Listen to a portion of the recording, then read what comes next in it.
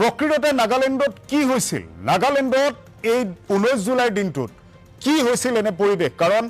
IMDয়ে ক'লে ডাৱৰ বিস্ফোৰণ হোৱা নাই যদিহে ডাৱৰ বিস্ফোৰণ হোৱা নাই তেনেহলে প্ৰকৃততে কি হৈছিল অখিল গগৈ কৈছে যে তাত নদীবান ভাঙি গৈছে অখিল গগৈ আৰু কেইবাটাও গুৰুতৰ অভিযোগ উত্থাপন কৰিছে অখিল গগৈৰ অভিযোগ কেইটা প্ৰথমতে আমি চাই লওঁ তাৰ পাছত আমি এটা এটাকৈ ব্যাখ্যা কৰিবলৈ চেষ্টা কৰিম যে এই অভিযোগবোৰৰ সত্যতা আছে নে নাই শতিকাৰ আটাইতকৈ ডাঙৰ দুৰ্যোগটো মহাপ্ৰলয়টো শিৱসাগৰ যোৰহাট আৰু চৰাইদেউত কিয় হ'ল এতিয়া IMDয়ে ইণ্ডিয়ান মেট্ৰলজিকেল ডিপাৰ্টমেণ্টে স্পষ্টকৈ কৈছে যে নাগালেণ্ডত কোনো ধৰণৰ ডাৱৰ বিস্ফোৰণ হোৱা নাই ইণ্ডিয়ান মেট্ৰলজিকেল ডিপাৰ্টমেণ্টে যেতিয়া কৈ দিছে যে ডাৱৰ বিস্ফোৰণ হোৱা নাই গতিকে এতিয়া কোনেও আৰু ফাঁকি কথা কৈ ডাৱৰ বিস্ফোৰণৰ ওপৰত আৰু দায় দুখ দিব নোৱাৰিব আসলতে নাগালেণ্ডত যেটো ঘটনা ঘটিছে সকলোৱে বুজি লোৱা দৰকাৰ যে নাগালেণ্ডত দুটা ঘটনাৰ কাৰণে তিনটা ঘটনাৰ কাৰণে এই কামটো হৈছে এক প্ৰবল বৃষ্টিপাত একেৰাখে 10-15 ঘণ্টা সময় বৰষুণ হৈছে এটো সঁচা দ্বিতীয় আটাইতকৈ গুৰুত্বপূৰ্ণ কথাটো হ'ল যে ইতিমধ্যে নাগালেণ্ডখন আমাৰ অসমৰ বহুত ঠিকাদাৰ বহুত ব্যৱসায়ী বহুত মাফিয়া আৰু বহুত MLA আৰু মন্ত্ৰীয়ে গৈ গোটেই নাগালেণ্ডখন ইতিমধ্যে লুটি পুটি নাগালেণ্ডখনক বৰবাদ কৰি দিলে কি কৰিলে সকলোৱে জানে যে বিহুবৰ যেটো পঞ্চায়ত এতিয়া আটাইতকৈ বেছিকে একদম এফেক্টেড হৈছে তাত কি কৰে তাত অবৈধ কয়লা তাত আনি জমা কৰে নাগালেণ্ডৰ পৰা অবৈধ কয়লা খনন কৰাই কি কৰিছিলে গোটেই পাহাৰবিলাক ধ্বংস কৰি পেলাইছে কি হৈছিলে জানেনে নাগালেণ্ডৰ গোটেই পাহাৰবিলাকত আমাৰ মন জিলাৰ যৰ পৰা কি কয় দেখো মুককচাং কয় নে কি কয় দেখো নামটোলা পিজি ধৰে এই অংশবিলাক এইবিলাক অংশত কি হৈছিলে সকলো সাংবাদিকেও জানে যে গোটেই পাহাৰবিলাকৰ তলবিলাকত একদম মানে কয়লা খান্দি এটা পাহাৰৰ তলখন পুৰা ফুপুলা কৰি পেলালে এটা পাহাৰৰ তলত এটা লেক বা পুখুৰী বা হ্ৰদ হৈ গ'ল তাত গোটেই পানী জমা আছে আজি 2-3-5 বছৰ ধৰি ওপৰত খালি পাহাৰটো আছে তলত গোটেই পানী মাজত গোটেই পানী তলত আকৌ হিল তাৰ মাজৰ পৰা কয়লাখিনি উলিয়াই নি গোটেই গাঁত সৃষ্টি হৈ আছিল নাগিনিমৰা অঞ্চলত সেই গোটেই পানী এবাৰ বানপানীৰ লগত একেলগতে যেতিয়া বাৰম্বাৰ বৰষুণ হ'ল 10 ঘণ্টা 15 ঘণ্টা বৰষুণ হ'ল পাহাৰ খহিবলৈ আৰম্ভ কৰিলে এতিয়া পাহাৰ খহাৰ লগে লগে সেই হ্ৰদবিলাকত জমা হৈ থকা অৰ্থাৎ অবৈধ কয়লা খনিবিলাকত জমা হৈ থকা পানীবিলাক নামি আহিলে তদুপৰি কি কৰিছিলে যে একদম এই সময়খিনিত আমি দেখিছিলো যে আমাৰ 37 নম্বৰ ৰাষ্ট্ৰীয় ঘাইপথৰ সম্পূৰ্ণ মাটিটো তাৰ পৰা আনিছিলে নাগালেণ্ডৰ এই পাহাৰৰ পৰা গতিকে পাহাৰবিলাক ভাঙি চিঙি শেষ তৃতীয় কামটো কি কৰিছিলে নাগালেণ্ডৰ পৰা নামি অহা যিমান নদী আছে সব নদীৰ মোহনাৰ পৰা মুখখনৰ পৰা কি কৰিছিলে আমাৰ ইয়ালৈ গোটেই হিল বা বোল্ডাৰবিলাক এক্সট্ৰেক্ট কৰিছিলে বিহুবৰ হিল আৰু কয়লাৰ কাৰণে বিখ্যাত এতিয়া বিখ্যাত আছিল আগতে এতিয়া কুখ্যাত তো এই যে আমাৰ MLA মিনিষ্টাৰ আমাৰ এই অঞ্চলৰ MLA কিজন জড়িত অখিল গগৈয়ে উত্থাপন কৰা এই অভিযোগ কিতাপ কি কৈছে তেওঁ যে যিখন নৈ দিখৌ নৈ নাগালেণ্ডৰ পৰা বৈ আহি অসমত সোমাইছে বিহুবৰ অঞ্চলত এই নৈখন সোমাই আহিছে আৰু তাত মোহনা যেটো নৈৰ পাহাৰীয়া অঞ্চলৰ পৰা আহি সমতল ভূমিত যিখিনি সোমোৱা অঞ্চল তাত নৈৰ বুকুৰ পৰা শিলবালি অবিৰাম গতিত খনন কৰা হ'ল পাহাৰত নাগালেণ্ডৰ যি সীমান্তৱৰ্তী অঞ্চলসমূহত পাহাৰ কেইখন আছে সেই পাহাৰত কয়লাৰ খনন অবাধ ধৰাত ৰাষ্ট্ৰীয় ঘাইপথ নিৰ্মাণৰ বাবে পাহাৰ খনন কৰা হ'ল যাৰ বাবে নৈখনে অসমত প্ৰৱেশ কৰা স্থানত ভাৰসাম্য হেৰুৱাই পেলালে সেই একে ধৰণৰ এটা অভিযোগ দেৱব্ৰত শইকীয়াও কৰিছে দেৱব্ৰত শইকীয়াই আনকি PILও দাখিল কৰিছিল এই সন্দৰ্ভত দেৱব্ৰত শইকীয়াই কি কৈছিল দেৱব্ৰত শইকীয়াৰ মন্তব্যটো শুনি লওক তাৰ পাছত আমি এটা কৈ সকলো তথ্য আপোনালোকৰ সন্মুখত দাঙি ধৰিম যে সঁচাকৈ এই যে সীমান্তৱৰ্তী অঞ্চলটো তাত বৰ্তমান দিখৌৰ কাষত কি হাৰত প্ৰকৃতিৰ ওপৰত অত্যাচাৰ চলিছে চাওক দেৱব্ৰত শইকীয়াৰ ভাষ্য চৰকাৰে ভুল কৰিলে মই এতিয়াতো আৰু ভুলৰ কথা নকওঁ মই 2018 চনতে PIL দিছিলোঁ আৰু সেই PIL চালে সকলোৱে গম পাব যোৱাকালি ক'ৰবাত প্ৰকাশো হৈছে যে এই দিখনো এনেকুৱা মানে যিটো অৱস্থা কৰিলে ইয়াতে কিছুমান দুষ্কৃতিকাৰী চিণ্ডিকেটে তাৰ ফলত এতিয়া নৈখন সাগৰ হৈ গ'ল আৰু এই সাগৰত মানুহ উঠি ভাহি গ'ল আজি যি নেপালী খুটি তাৰ মানুহ কিমান সন্ধানহীন আমি নাজানো মই চৰকাৰী তথ্য নাই আজি তাৰিখত মোক ক'ব পৰা নাই তেওঁলোকক মই সদায় সুধি আছোঁ কাৰণটোতো হ'ল চক এইটো আমাৰ মানে ইয়াতে অবৈধ শিল বালি চিণ্ডিকেট চলিছিলে তেওঁলোকে নৈৰ মাজৰ পৰা শিল উলিয়াব লাগে মেচিনেদি উলিয়ালে আৰু 150 মিটাৰ এৰিব লাগে যাতে মথাউৰি সুৰক্ষিত হৈ থাকে জীৱন সুৰক্ষিত হৈ থাকে সেইবিলাক নকৰি তেওঁলোকে মই আপোনালোকৰ ভিডিঅ' দেখাব পাৰিম মই এই এপ্ৰিল মাহলৈকে মই চৰকাৰক লিখি আছিলোঁ যে কিবা এটা একশ্যন লওক আৰু 3 মাহৰ ভিতৰত এই বিধ্বংসী কাণ্ড হ'ল সেই গতিকে ইয়াৰ বাবে সম্পূৰ্ণ অসম চৰকাৰৰ প্ৰশাসন জগৰীয়া এই ৰাইজক দুৰ্যোগ দিয়াৰ কাৰণে মই আৰু অকল অভিযোগ দিলে নহ'ব এতিয়া তেওঁলোকক অনুৰোধ নাজিৰাৰ কাৰণে আমাৰ বান বিধ্বস্ত অঞ্চলৰ কাৰণে স্পেচিয়েল পেকেজ লাগিব আমাক বহুত দিন এই 1250 টকা নালাগে তাৰ জেগাত 10,000 টকা মাহেকত দিলেও কিজানি কম হ'ব ইমানে মোক দেৱব্ৰত শইকীয়াই যিখিনি কথা কৈছিল তাৰে কিছু গ্ৰাফিক সহকাৰে তথ্য দেখুৱাব বিচাৰিছোঁ দেৱব্ৰত শইকীয়াই কেতিয়া দৃষ্টিগোচৰ কৰাইছিল বিষয়টো চৰকাৰৰ দিশৰ অবৈধ খননক লৈ প্ৰথমে মাত মাতিছিল দেৱব্ৰত শইকীয়াই নাজিৰা সমষ্টিৰ তেওঁ তেতিয়া বিধায়ক 2019ত গুৱাহাটী উচ্চ ন্যায়ালয়ত এই বিষয়টোক লৈ তেওঁ এখন PIL দিছিল আৰু 2019ৰ 31 অক্টোবৰত গুৱাহাটী উচ্চ ন্যায়ালয়ে দিছিল এটা বিশেষ নিৰ্দেশনাটো আছিল যে অবৈধ খনন বন্ধ কৰিবলৈ স্পেচিয়েল টাস্ক ফ'ৰ্চ গঠন কৰিব লাগিব কিন্তু তাৰ পিছতো বন্ধ নহ'ল দিশৰ বুকুত খনন অৰ্থাৎ দিশত চলা অবাধ খননৰ বাবে বিপদজনক হৈ পৰিল নৈৰ মোহনা যিখিনি স্থানেৰে নৌখন পাহাৰৰ পৰা ওলাই আহিছে সেই স্থানত অতি বিপদজনক হৈ পৰিল আৰু এই মুহূৰ্তত দৃশ্যবোৰ দেখুৱাম আমি যদি এই মুহূৰ্তত তুলসীঘাটৰ যিটো অঞ্চল তাৰে কিছু দৃশ্য যদি এই মুহূৰ্তত দেখুৱাওঁ এয়া চাওক তুলসীঘাটৰ য'ৰ পৰা যিটো কথা দেৱব্ৰত শইকীয়াই কৈছে যিটো কথা অখিল গগৈয়ে কৈছে এয়া চাওক নৈখন এই নৈখন চাওক ভালদৰে চাওক নৈখন ইয়াত চাওক যে নৈৰ বুকু কিমান বাম হৈ পৰিছে ইয়াত গভীৰতা তেনেই কম বিহুবৰৰ পৰা আগলৈ বিহুবৰ নাজিৰা শিমলুগুৰি সেই স্থানত দিশৰ গভীৰতা যথেষ্ট বেছি কিন্তু ইয়াত চাওক দিশৰ গভীৰতা একেবাৰে কমি আহিছে কিয় কমি আহিছে কাৰণ প্ৰাকৃতিকভাৱে যিবোৰ শিল তাত থাকে নৈৰ পাহাৰীয়া সোঁতৰ পৰা যিবোৰ শিল বোৱাই আনে নৈয়ে সেই শিলবোৰে এই নৈৰ মোহনা অংশটোত য'ত নৈখন য'ৰ পৰা বৈ আহিছে এই মোহনা অংশটোত অৰ্থাৎ অসম আৰু নাগালেণ্ডৰ সীমান্তৱৰ্তী এই অংশটোত শিল ভৰি আছিল নৈখনৰ বুকুত আৰু এই শিলে পানীৰ সোঁতৰ যি কোপাল সোঁত তাক বহু পৰিমাণে প্ৰতিহত কৰি নৈৰ সেই ঠাইখিনি বিশেষকৈ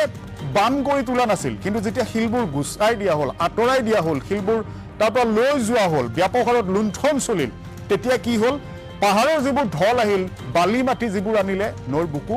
বাম কৰিবলৈ আৰম্ভ কৰিলে আৰু যেতিয়া পাহাৰৰ বৃহৎ ঢল নামি আহিল তেতিয়া নৈৰ যিহেতু গভীৰতা নাই সেই পানীবোৰ কলৈ যাব সেই পানীবোৰ পাৰলৈ সোমাব অৰ্থাৎ নৈৰ দুয়োপাৰে পানী সোমাল আৰু এফালৰ পৰা সকলো ধাহিমুহি নিলে দেৱব্ৰত শইকীয়া আৰু অখিল গগৈয়ে অভিযোগ কৰিছিল যে ব্যাপক হাৰত শিল খননৰ নাগালেণ্ডৰ এই সীমান্তৱৰ্তী অঞ্চলটোত আমাৰ সাংবাদিকে যেতিয়া সৰজমিন তদন্ত চলালে কি দৃশ্য কেমেৰাত বন্দী হ'ল দৃশ্যটো দেখুৱাম নাগালেণ্ডৰ সেই ডাম্পাৰসমূহ নাগালেণ্ডৰ সীমান্তত থকা ডাম্পাৰসমূহ দৃশ্যটো ভালদৰে চাওক এয়া চাওক এই দৃশ্যটো ভালদৰে চাওক এই ডাম্পাৰবোৰ তাৰ কাষতে শিল মজুত কৰি ৰখোৱা আছে এক্সকাভেটৰ দেখিবলৈ পাইছে এক্সকাভেটৰ আছে তাত ফকলেন আছে এই ডাম্পাৰবোৰ ওলাই যাব পৰা নাই কাৰণ কিয় ওলাই যাব পৰা নাই কাৰণবোৰ আমি কিছু সময় পিছত আপোনালোকক দেখুৱাম তথ্য সহকাৰে দেখুৱাম চাওক দৃশ্যটো চাওক কিমান ডাম্পাৰ তাত আছে কিয় ওলাই যাব পৰা নাই কাৰণ ভূমিস্খলনে পথবোৰ বন্ধ কৰি দিলে নৈৰ যি সোঁত কোবাল সোঁত উঠি আহিল তাত যি গছ শিল উঠি আহিল পথবোৰ বন্ধ হৈ পৰিল পথৰ ওপৰতে পাহাৰৰ বৃহৎ অংশ খহি পৰিছে আৰু পাহাৰৰ সেই খহি পৰা অংশবোৰে পথটো বন্ধ কৰি দিছে যাৰ বাবে এই ডাম্পাৰসমূহ লুকুৱাবলৈ হয়তো স্থান নাপালে এই খনন কাৰ্য গাপ দিবলৈ বিচৰা হৈছিল যদিও এয়া চাওক আমাৰ অনুসন্ধানত স্পষ্ট হৈছে যে তাত এইদৰে শিল বালিৰ খনন চলে আৰু ইয়াৰ সেই ডাম্পাৰসমূহ স্পষ্ট তাত এই ডাম্পাৰসমূহৰ কাম কি স্পষ্টকৈ আপোনালোকে দেখিবলৈ পাইছে ইয়াত তাৰ পাছত আমি আৰু দেখুৱাম পাহাৰ খননৰ যি অভিযোগ অখিল গগৈয়ে কৰিছে এয়া চাওক এয়া আমাৰ কেমেৰাৰ লেন্সত বন্দী হোৱা দৃশ্য ভালদৰে চাওক কি ধৰণে পাহাৰ খনন কৰা হৈছে এই পাহাৰৰ ওপৰত যেতিয়া এঢলীয়া পাহাৰখনৰ বুকুসমূহ খান্দি শেষ কৰি পেলোৱা হ'ল পাহাৰৰ টিলাবোৰ কাটি পেলোৱা হ'ল তাত দেখিব পাব এক্সকাভেটৰ এতিয়াও লাগি আছে চাওক তাত এক্সকাভেটৰ দেখিবলৈ পাইছে শ্ৰমিকৰ বাবে নিৰ্মাণ কৰা ঘৰ আছে এই পাহাৰসমূহৰ মাটি খনন কৰা হয় কয়লাৰ খনন কৰা হয় এক্সকাভেটৰ আপোনালোকে চাওক তাত দেখিবলৈ পাব যেতিয়া পানীৰ ঢল পাহাৰত যেতিয়া প্ৰচুৰ পৰিমাণে বৰষুণ হ'ল নাগালেণ্ডৰ পাহাৰত সেই বোকা মাটিবোৰ ক'ত আহিব বোকা মাটিবোৰ দিখৌ নৈত পৰে আৰু সেই দিখৌ নৈয়ে সেই বোকা মাটি পলস উটুৱাই আনি বিহুবৰত চন্তকত যি পৰিৱেশ কৰিছে সেয়া আপোনালোকে দেখিছে দুজনকৈ নেতাই যি অভিযোগ কৰিলে সেই অভিযোগৰ সত্যতা এয়া কেমেৰা লেন্সত আপোনালোকে দেখিবলৈ পাইছে সকলো ছবি স্পষ্ট এতিয়া যেটো দেখুৱাম সেয়া আমি দেখুৱাব বিচাৰিছো গুগল আৰ্থৰ জৰিয়তে তুলসীঘাটৰ পৰিৱেশটো আমি গুগল আৰ্থৰ সহায়ত আমি কিছু ছবি লৈছো সেই ছবিসমূহ আপোনালোকক দেখুৱাম এয়া চাওক আমি জুম কৰি লৈ গৈছো মেপখন নাজিৰা অংশটো দেখুৱাম আমি নাজিৰা অংশটো দেখুৱাবলৈ অনুৰোধ কৰিছো নাজিৰা অংশটো এই মুহূৰ্তত আপোনালোকে চাব এয়া দেখিবলৈ পাব এয়া সীমান্তৱৰ্তী এয়া চাওক মেপত আপোনালোকে ধ্যান দিয়ক মেপখনত চাওক এয়া নাগিনীমৰা এয়া সীমান্তৱৰ্তী এই যিখন দলং তুলসীঘাটৰ দলং এই তুলসীঘাটৰ দলংখনৰ তলতে ব্যাপক হাৰত এই অংশটোত এয়া অসমলৈ সোমাই আহিছে দিখৌ নৈ ইয়াত গভীৰতা একেবাৰে কম এই স্থানৰ পৰা শিল বালিৰ আহৰণ চলে ব্যাপক হাৰত চলে এয়া গুগল আৰ্থৰ ছবি চাই লওক ছবিসমূহ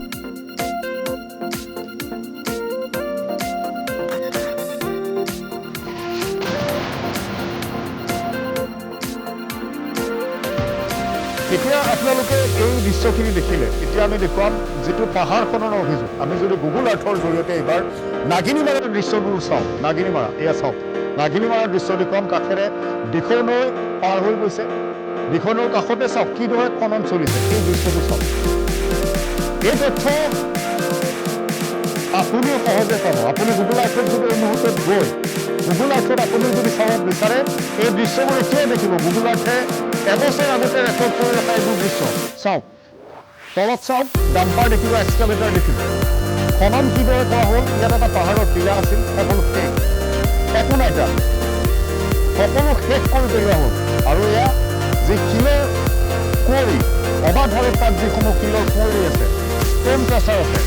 ষ্টোন ক্ৰাচাৰৰ ছবিও এয়া গুগল আৰ্থত স্পষ্ট আমি আপোনালোকক দেখুৱাই আছোঁ এয়া কোনো গ্ৰাফিকেলি বনোৱা দৃশ্য নহয় এয়া গুগল আৰ্থে দিয়া দৃশ্য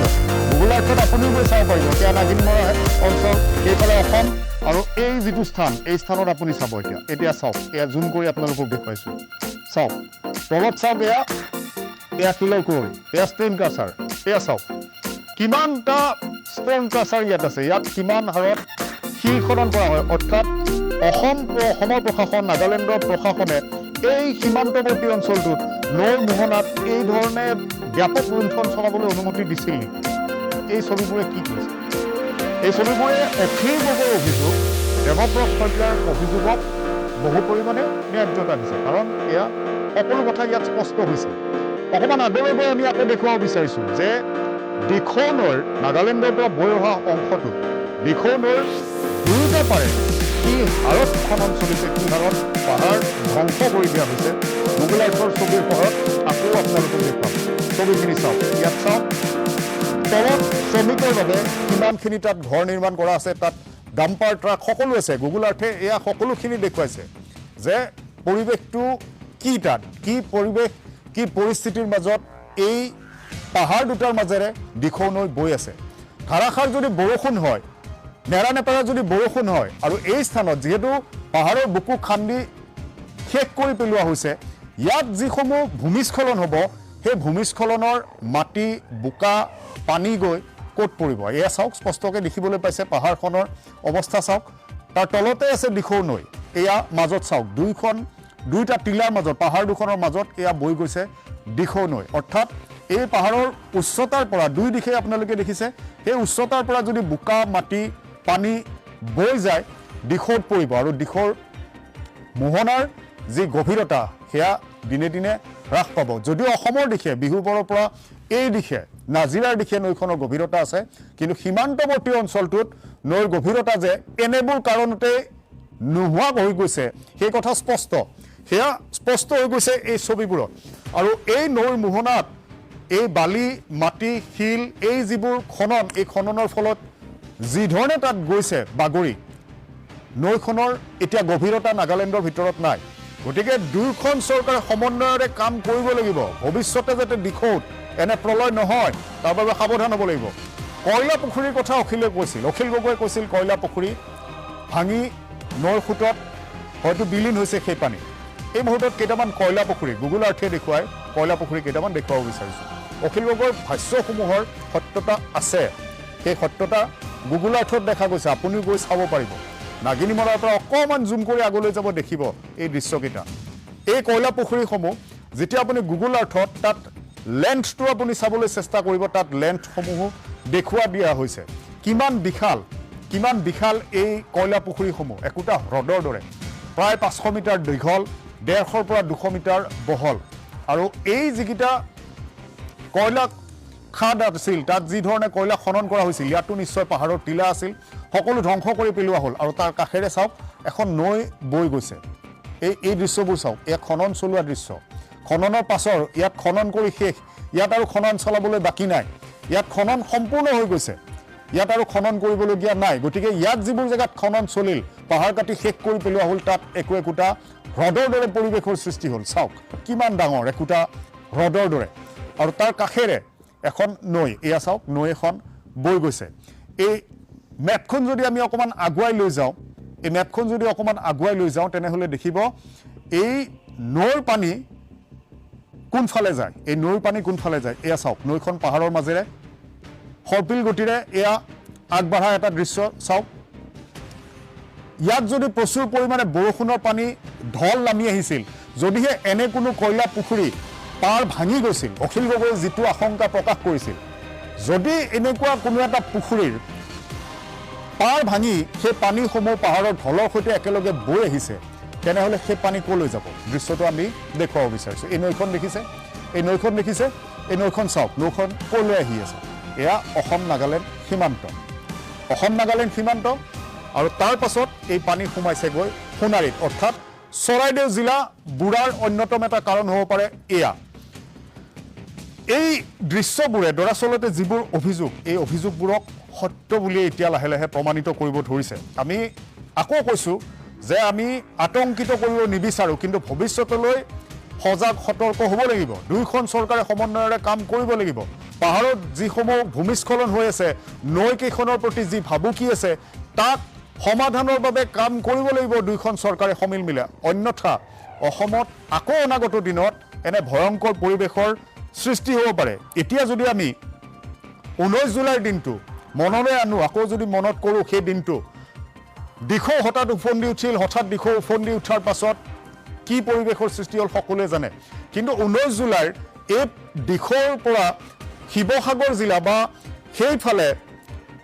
চৰাইদেউ জিলাত যি প্ৰলয়ৰ সূচনা তাউকাকে কৰিছিল তাৰ খবৰ আগতীয়াকৈ নাগালেণ্ড প্ৰশাসনে যদিহে অসম প্ৰশাসনক দিলেহেঁতেন অসমৰ মানুহ অসমৰ প্ৰতিটো পৰিয়াল সজাগ সচেতন হ'ব পাৰিলেহেঁতেন সমন্বয় নাছিল নেকি মনত কি পৰিৱেশৰ সৃষ্টি হৈছিল 19 জুলাইত বহুত দৃশ্য আমাৰ হাতত আহি পৰিছে 19 জুলাইৰ এয়া মনত হোৱা ভূমিস্খলনসমূহৰ দৃশ্য চাওক মন জিলাত মন টাউনত একেবাৰে হাহাকাৰ পৰিৱেশৰ সৃষ্টি হৈ গৈছে চাৰিওফালে কেৱল ভূমিস্খলন আৰু ভূমিস্খলন এয়া 19 জুলাইত নাগালেণ্ডৰ মনত হোৱা দৃশ্যবোৰ আপোনালোকক দেখুৱাইছোঁ নাগালেণ্ডৰ মনত চাৰিওফালে যিফালে চাই কেৱল দেখিব ভূমিস্খলন আৰু ভূমিস্খলন বহু দৃশ্য আমাৰ হাতত আহি পৰিছে এয়া নাগালেণ্ডৰ মনৰ দৃশ্য চাওক এটা এটাকৈ আমি দেখুৱাইছোঁ আৰু আপোনালোকক ব্যাখ্যা কৰিম যে ইয়াৰ পৰা দিখৌত কি প্ৰলয়ৰ সূচনা হ'ব পাৰে দিখৌত কি প্ৰলয়ৰ সূচনা হৈছিল এইবোৰ কাৰণতে আমি আপোনালোকক এটা এটাকৈ কাৰণ দেখুৱাবলৈ চেষ্টা কৰি আছোঁ বহুতে ক'ব বিচাৰিব যে নাগালেণ্ডৰ মনৰ পৰা হোৱা এই যি প্ৰলয় তাৰ প্ৰভাৱ অসমত পৰা নাই বা নাগালেণ্ডত ডাৱৰ বিস্ফোৰণ হোৱা নাই যদি নাগালেণ্ডত ডাৱৰ বিস্ফোৰণ হোৱা নাছিল নাগালেণ্ডত এই মন জিলাত বিশেষকৈ এনে প্ৰলয় কিয় হ'ল মন টাউনত এনে প্ৰলয় কিয় হ'ল এম্বিয়েন্স যদি শুনে কি হুৰাহুৰে পৰিছিল মাটি শুনক শব্দবোৰ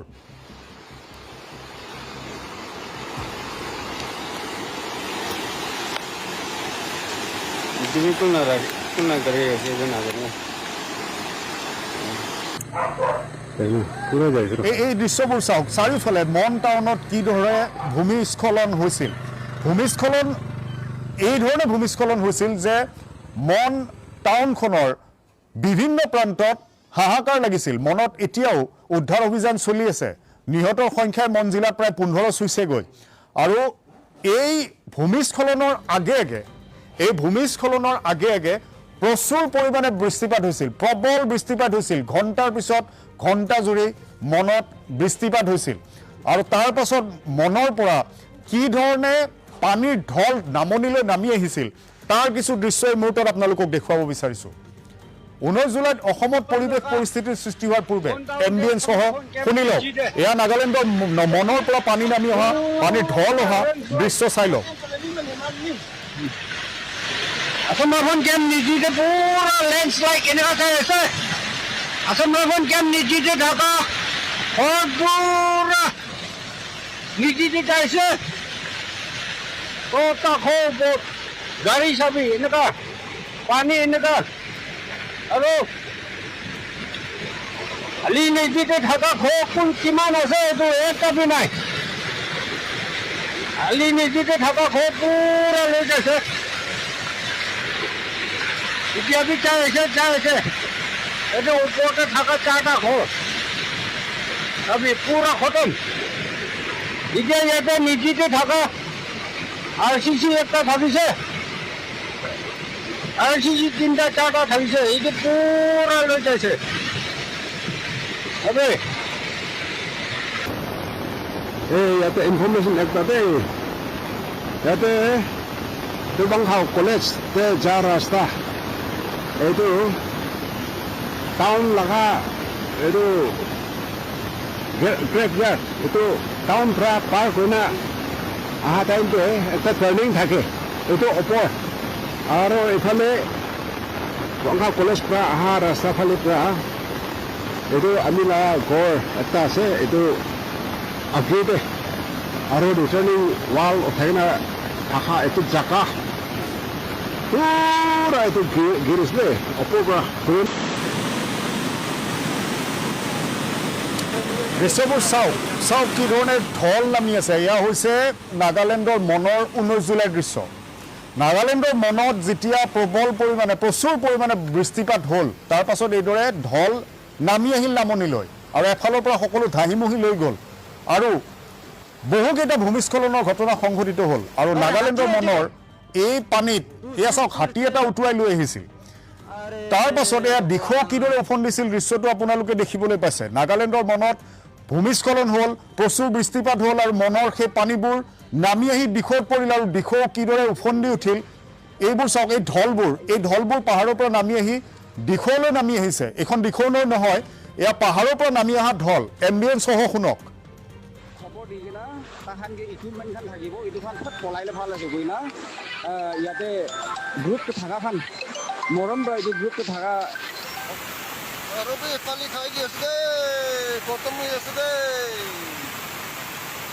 অকালি ৰাস্তা বনাই থোৱা থাকিলে দুদিন বন্ধ কৰি না আৰু নতুন বনাইছে কি আছে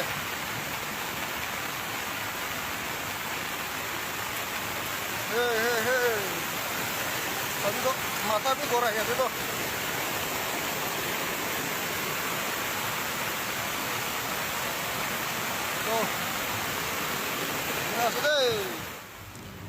এতিয়া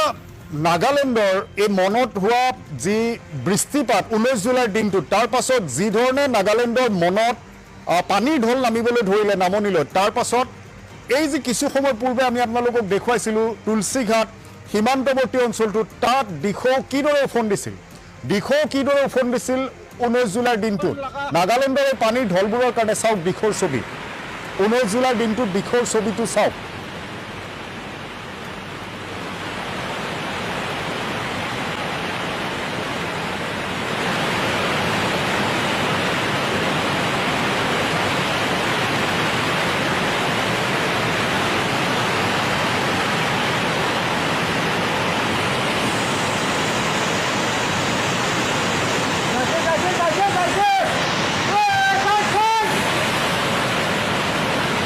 এই অংশ যেটো ইয়াত আপুনি মন কৰিব এটা কথা এয়া হৈছে তুলসীঘাট অঞ্চল ইয়াত দুইফালে পাহাৰৰ এঢলীয়া অংশ আছে ইয়াত নৈৰ বাঢ়নী পানী সোমাই অহাৰ কোনো থল নাই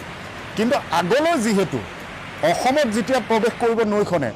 অসমত যি মুহূৰ্তত প্ৰৱেশ কৰিব, ইয়াৰ কিছু আগলৈ গৈয়ে নৈখন অসমত প্ৰৱেশ কৰে। তাত কোনো মথাউৰি নাই আৰু দুই পাৰে নৈৰ পানী বাগৰিবলৈ আৰম্ভ কৰে। আৰু কি প্ৰলয় হ'ল 19 জুলাইৰ দিনটোত সেয়া আপোনালোকে জানে। বহুতে ক'ব বিচাৰিব যে নাগালেণ্ডৰ মনত নাগিনী মৰা ধোৱা, বাঢ়নি পানী বা নাগালেণ্ডৰ মনৰ এই ঢল যিসমূহ নামি আহিল বা ভূমিস্খলন যিবোৰ হ'ল, তাৰ পাছত এই ঢলে ধাহিমহি নিলে ভৱিষ্যতলৈ এনে আৰু শংকা নহ'ব বুলি বহুতে ক'ব বিচাৰিব। কিন্তু আমি আতংকিত কৰিব বিচৰা নাই, কিন্তু জনাব বিচাৰিছোঁ যে ভৱিষ্যতলৈ শংকা আছেনে নাই। গুগল আৰ্থৰ জৰিয়তে আকৌ আপোনালোকক দেখুৱাবলৈ চেষ্টা কৰিম যে নাগালেণ্ডৰ মনৰ পৰা দিখৌ নৈলৈ কেনেদৰে বোকা পানী মাটি বোৱাই আনিব পাৰে, নৈৰ কোনবোৰ খুঁটিয়ে কোনখন নৈয়ে গৈ কিদৰে প্ৰলয়ৰ সূচনা কৰিব পাৰে, সেই সকলো তথ্য আপোনালোকক দেখুৱাম। আৰু আমাৰ আপাৰ আছামৰ ব্যুৰো চিফ ভাস্কৰ জ্যোতি দাস, আমাৰ সোণাৰীৰ সংবাদদাতা অৰূপ দিহিঙীয়া, তেওঁলোকে ক্ষেত্ৰভিত্তিত অধ্যয়ন কৰি আহিছে, গ্ৰাউণ্ড জিৰ' তেওঁলোকে ৰিপৰ্টিং কৰি আহিছে আৰু সকলো তথ্য তেওঁলোকে সংগ্ৰহ কৰাৰ পাছত আজি আমি এই তথ্যসমূহ আপোনালোকৰ সন্মুখত দাঙি ধৰিছোঁ। ইতিমধ্যে আমি বিৰতিলৈ যোৱাৰ পূৰ্বে আপোনালোকক দেখুৱালোঁ যে নাগালেণ্ডৰ মন জিলাত 19 জুলাইৰ দিনটোত কি হাৰত প্ৰবল বৃষ্টিপাত হৈছিল, কিমান ভূমিস্খলন হৈছিল, কিদৰে পাহাৰৰ ঢলসমূহ নামনিলৈ নামি আহিছিল। এতিয়া গুগল আৰ্থৰ জৰিয়তে আপোনালোকক দেখুৱাব বিচাৰিছোঁ যে নাগালেণ্ডৰ মন টাউনত হোৱা সেই যি বৃষ্টিপাত, সেই যি পানীৰ ঢল, সেই যি ভূমিস্খলন, মন টাউনৰ পৰা কি ধৰণে নামি আহি দিখৌ নৈত পৰি দিখৌৰ শিৱসাগৰ জিলাত হাহাকাৰ লগাব পাৰে, আমি গুগল আৰ্থৰ সহায়ত আকৌ দেখুৱাবলৈ চেষ্টা কৰিছোঁ। মন টাউনৰ এয়া দৃশ্য এই মুহূৰ্তত গুগল আৰ্থৰ আপোনালোকে চাই লওক। এয়া দেখুৱাই আছোঁ পাহাৰৰ ওপৰত, এয়া মন টাউন, এয়া চাওক, এয়া হৈছে মন টাউন নাগালেণ্ডৰ। এয়া মন টাউন আপোনালোকক দেখুৱাইছোঁ। এয়া নাগালেণ্ডৰ মন টাউনত এইখনতে য'ত আমি যিবোৰ দৃশ্য কিছু সময়ৰ পূৰ্বে পানীৰ ঢল নমা দেখুৱালোঁ, ব্যাপক হাৰত ভূমিস্খলন দেখুৱালোঁ, সেই পানী কোনফালেৰে নামি আহিব এয়া চাওক। এই এটা নৈৰ খুঁটি, এই খুঁটিটো মন টাউনৰ পৰা নামি আহিছে। মন টাউনৰ পৰা নামি অহা এই খুঁটিটো ক'ত মিলিত হৈছে আপোনালোকে চাব, দৃশ্যটো ভালদৰে চাই লওক। এয়া চাওক, এয়া এখন নৈ তলত, এয়া এখন নৈ, দুটা পাহাৰৰ মাজেৰে এই নৈখন বৈ গৈছে। এই ছবিটো ভালদৰে চাই লওক। মন টাউনৰ পৰা আহিব পানী, নামি আহিব। আকৌ দেখুৱাইছোঁ, মন টাউনত যেতিয়া প্ৰচুৰ পৰিমাণে বৃষ্টিপাত হ'ল, প্ৰবল বৃষ্টিপাতৰ ফলত পানী বোকা যি নামি আহিছিল তললৈ, এই নৈখনত পৰিছিল। আৰু এই নৈখন কোনফালে বৈ গৈছে চাওক, দৃশ্যটো চাওক। এই স্থানত আকৌ দুখন নৈ লগ হৈছে, ইয়াত নৈখন আগুৱাই আহিছে। এই স্থানত চাব আকৌ দুখন নৈ ইয়াত সংযোগ হৈছে। এয়া এটা খুঁটিৰ পানী আহিল, আন এটা নৈৰ খুঁটি ইয়াত সংযোগ হ'ল। তাৰ পাছৰ পৰিৱেশটো আপোনালোকে দেখিব যে দিখৌলৈকে কিমান পানী আহিব পাৰে। জোনেবটো জিলা আৰু মুককচাং জিলাতো প্ৰচুৰ বৰষুণ হৈছিল। এই নৈখন মনৰ পৰা অহা নৈখন আৰু এই জোনেবটোৰ ফালৰ পৰা অহা দুইখন নৈ একলগ লাগিল। আৰু তাৰ পাছত এয়া আগলৈ চাওক, ইয়াত আৰু এখন নৈ লগ লাগিছে। ইয়াত মুককচাঙৰ যিখন নৈ, মুককচাঙৰ পৰা বৈ আহিছে, সেই নৈখন ইয়াত সংযুক্ত হৈছে আৰু সেই সকলো পানী ইয়ালৈ বৈ আহিছে। আৰু এই যিটো অংশ ইয়াত চাওক, ইয়াত দিখৌ যিখন মূল দিখৌ নৈ, সেই দিখৌ নৈত আহি এই সকলো পানী পৰিছেহি। 19 জুলাইৰ দিনটোত সেয়াই হৈছিল। 4-5খন নৈৰ পানী আহি দিখৌত পৰিছিল। এয়া চাওক, এই নৈখনেৰে বৈ আহি এয়া দিখৌ, আৰু এই দিখৌ কোনফালে বৈ গৈছে এতিয়া শেষত আপোনালোকে দেখিবলৈ পাব। এয়া চাওক, সেই পাহাৰখনত চলি থকা অঞ্চলটো, ইয়াত যদি বৰষুণ হৈছিল পাহাৰৰ বোকা মাটি নামিছিল আৰু ওপৰৰ পৰা 4-5খন নৈৰ পানী দিখৌৱে বোৱাই আনিছিল। আৰু দিখৌ তাৰ পাছত কিদৰে উফন্দি উঠিছিল আৰু দিখৌৱে কি হাহাকাৰ পৰিৱেশৰ সৃষ্টি কৰিছিল, সেই কথা আৰু আপোনালোকক কোৱাৰ প্ৰয়োজন নাই। এতিয়া আপোনালোকক দেখুৱাব বিচাৰিছোঁ, আমাৰ সোণাৰীৰ সংবাদদাতা অৰূপ দিহিঙীয়া আজি মনলৈ যাব বিচাৰিছিল। মনত বহু পথ বন্ধ। মনৰ পৰা তেওঁ গ্ৰাউণ্ড ৰিপৰ্টিং কৰি দৰাচলতে কি তথ্য পাইছিল, মনৰ কি তথ্য লৈ আহিছিল, সেই তথ্য এই মুহূৰ্তত আপোনালোকৰ সন্মুখত আগবঢ়াব বিচাৰিছোঁ। চৰাইদেউ জিলা আৰু শিৱসাগৰ জিলাত যি বানৰ সংহাৰী ৰূপ, যি বলীয়া বানে আচলতে তছনছ কৰি গ'ল, এমূৰৰ পৰা সকলোকে ধ্বংস কৰি গ'ল। কিন্তু ক'ৰ পৰা এই পানী আহিছিল, এই বলীয়া বান ক'ৰ পৰা আহিছিল, আমি সবিশেষ তথ্য দিবলৈ আমি আজি আহি উপস্থিত হৈছোঁ মন জিলাত। আৰু মন জিলাৰ মই এতিয়া বৰ্তমান উপস্থিত আছোঁ লৱাৰ মনত আৰু যিটো কোৱা হয় যে মন ভিলেজত উপস্থিত আছোঁ আৰু মই যিখন নদীত উপস্থিত আছোঁ এইখন নদী হ'ল চাংছা নদী। এই চাংছা নদীখনে আচলতে ভয়ংকৰ ৰূপ লৈছিল আৰু মই গোটেই সবিশেষ তথ্য ক'ৰ পৰা পানী আহিছিল, কিয় আহিছিল, কি হৈছিল, এই তথ্য আমি দৰ্শকসকলক জনাব বিচাৰিছোঁ। আমি জনাব বিচাৰিছোঁ যে চৰাইদেউ জিলাত ক'ৰ পৰা পানী হৈছিল, শিৱসাগৰ জিলাত ক'ৰ পৰা পানী হৈছিল। মই পোনপ্ৰথমে চৰাইদেউ জিলাৰ কথা ক'ব বিচাৰিছোঁ। চৰাইদেউ জিলাত পানী ক'ৰ পৰা হৈছিল? চৰাইদেউ জিলাত দুখনকৈ পাহাৰীয়া ৰাজ্য আছে, অৰুণাচল আৰু নাগালেণ্ড। দুয়োখন পাহাৰীয়া ৰাজ্যৰ পৰা নামি অহা বানে আচলতে চৰাইদেউত সংহাৰী ৰূপ ধাৰণ কৰিছিল। যিখন চাংছা নদী, এই চাংছা নদীৰ পানী গৈ যিখন আমাৰ লাইলং নদী আছে সেই লাইলং নদীত গৈ পৰিছিল আৰু অৰুণাচলৰ কিছু পানী আহি সেই লাইলং নদীতে পৰিছিল। আৰু লাইলং নদীত পৰাৰ পিছত এই লাইলং নদীৰ পানী আৰু এই চাংছা নদীৰ পানী, এই দুয়োটা পানী মিছ হৈ একেবাৰে সম্পূৰ্ণৰূপে ধ্বংস কৰি গৈছিল। আৰু তাৰপিছত আমি যদি শিৱসাগৰ জিলাৰ কথা কওঁ, শিৱসাগৰ জিলাত যি মন টাউনৰ পৰা আৰম্ভ হোৱা যিখন দিখৌ নদী, মন টাউনৰ পৰা আৰম্ভ হৈছে দিখৌ নদীখন, আৰু দিখৌ নদীৰ সেই পানীখিনি গৈ নাজিৰাৰ লগতে শিৱসাগৰ বিস্তীৰ্ণ অঞ্চল প্লাবিত কৰিলে। কি হৈছিল? সকলোৱে কৈছে যে তাত ডাৱৰ বিস্ফোৰণ হৈছিল, কোনোবাই কৈছে নদী বান্ধ হৈছিল, কিন্তু এইবিলাক সকলো মিছা। আমি আজি মন নগৰত আহি উপস্থিত হোৱাৰ পিছত সকলো তথ্য আমি ল'বলৈ প্ৰস্তুত হ'লোঁ, ৰাইজৰ সৈতে কথা পাতিলোঁ, নগা লোকৰ সৈতে কথা পাতিলোঁ। কিন্তু কি হৈছিল প্ৰকৃততে আমি দৰ্শকসকলক জনাম। প্ৰকৃততে হৈছিল নাগালেণ্ডত 3 দিন ধৰি ধাৰাসাৰ বৰষুণ হৈছিল। এই ধাৰাসাৰ বৰষুণৰ পিছতেই যিবিলাক আচলতে পাহাৰৰ পৰা পানী নামি আহিছিল, নামি অহাৰ পিছতেই জলমগ্ন হৈ পৰিছিল গোটেই অঞ্চল। এইখন যিখন চাংছা নদী, এই চাংছা নদীৰ জলস্তৰ ওপৰলৈ গৈছিল, যাৰ বাবে চৰাইদেউ জিলাত ভয়ংকৰ বানৰ পৰিস্থিতিৰ সৃষ্টি হৈছিল। আৰু মন টাউনৰ যি পানী, মন টাউনৰ পৰা আদি কৰি যিখিনি পানী আছিল, সেই পানীখিনি দিখৌ নদীৰ যিটো মন টাউনৰ পৰা দিখৌ নদীখন আৰম্ভ হৈছে, গতিকে সেই দিখৌ নদীত গৈ সেই পানীখিনি পৰিছিল আৰু দিখৌ নদী পৰি নাজিৰাৰ পৰা আদি কৰি শিমলুগুৰি, শিৱসাগৰ সকলো অঞ্চল প্লাবিত কৰিছিল। মই দৰ্শকসকলক এইটো জনাম যে বহুতে কৈ আছে যে এয়া ডাৱৰ বিস্ফোৰণ হৈছিল, এয়া কয়লা খনিৰ বাবে, কয়লা খননৰ বাবে হৈছিল, শিল খননৰ বাবে হৈছিল, এয়া কোনো নহয়। কিন্তু প্ৰকৃতিৰ ওপৰত অত্যাচাৰ চলিছে, এয়া সঁচা কথা। কিন্তু প্ৰকৃতিয়ে আচলতে কাল ৰূপ ধাৰণ কৰা নাছিল। প্ৰকৃতিয়ে কাল ৰূপ ধাৰণ কৰিছিল, কিন্তু প্ৰকৃতিৰ সৈতে মোকাবিলা কৰিবলৈ আমি প্ৰস্তুত আছিলোঁ। কিন্তু এই যি বান, এই বান আচলতে যি কোনোবাই কৈছে যে কয়লা খনিৰ পৰা হৈছিল, কোনোবাই কৈছে শিল খনিৰ পৰা হৈছিল, এয়া কিন্তু সম্পূৰ্ণ মিছা। 3 দিন ধৰি নাগালেণ্ডত ধাৰাসাৰ বৰষুণ হোৱাৰ পিছত ওফন্দি উঠিছিল এই নদী উপনদীসমূহ, যাৰ বাবে এই ভয়ংকৰ বানৰ পৰিস্থিতিৰ সৃষ্টি হৈছিল। আৰু